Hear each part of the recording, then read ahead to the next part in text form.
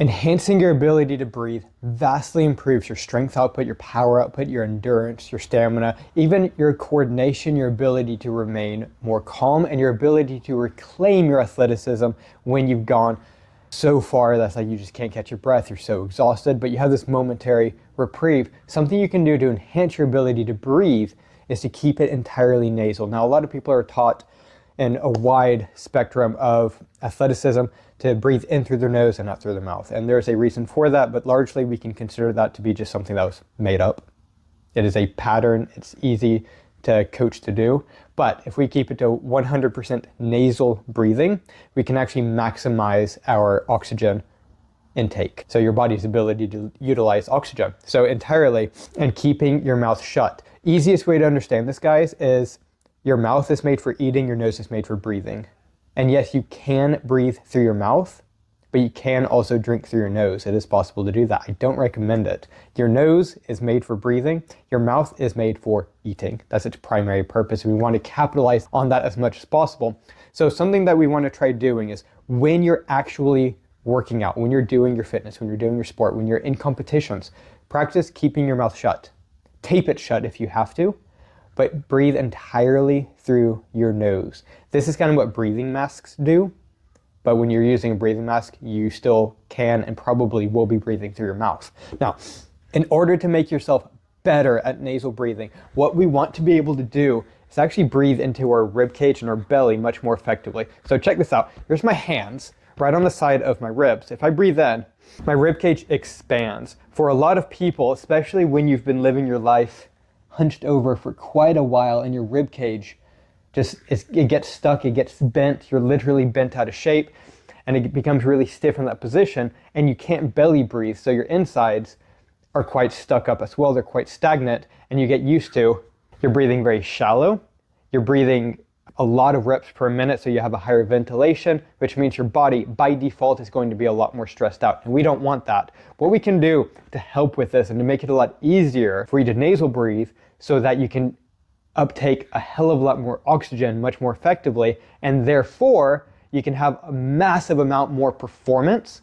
You will not get tired anywhere near as easily. You will be able to out breathe your opponent, and especially in things like martial arts and exercise competitions, it becomes kind of a battle of attrition, especially if you're fighting directly against someone else. If you can just breathe better than your opponent, you have a massive leg up on them. So if we take our Pilates ball, everyone needs to have a Pilates ball to use for massage around delicate areas such as their abdomen and their rib cage. What I'm going to show right now is that if you can take 2 minutes on each side, so 2 minutes on the left, 2 minutes on the right, we're just going to put that right on the base of your rib cage, and I'm going to imagine I'm zigzagging very slowly, very easily, very gently up to my armpit.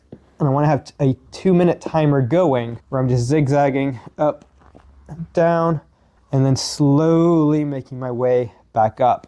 And I would do that on either side. But first off, I'm going to do just the one side for that full 2 minutes. This has a hole in it.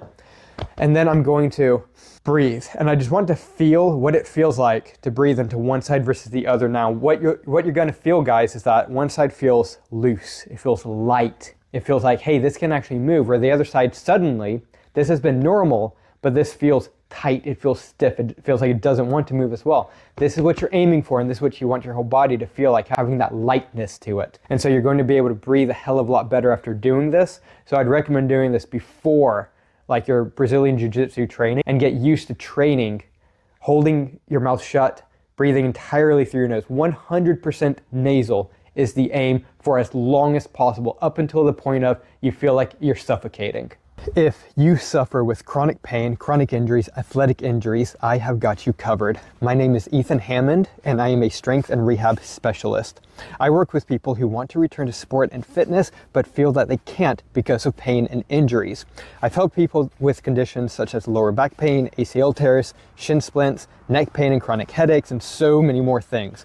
Now, a lot of you will be going through things like this, like what I just listed above, and you're saying that you cannot train anymore. Bullshit.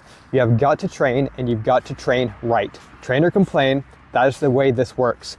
Now, I work in person in Southampton, England, but I have online services as well if you're a bit further out. And I also offer free consultations to get you started with a free game plan and strategy for getting out of pain. All you have to do is to send me a text or a WhatsApp message to 07 305 231 339, and I will personally get back to you in the next 24 hours to get you started on the road to proper recovery. If you are serious about leveling up and making real change, this is how you start.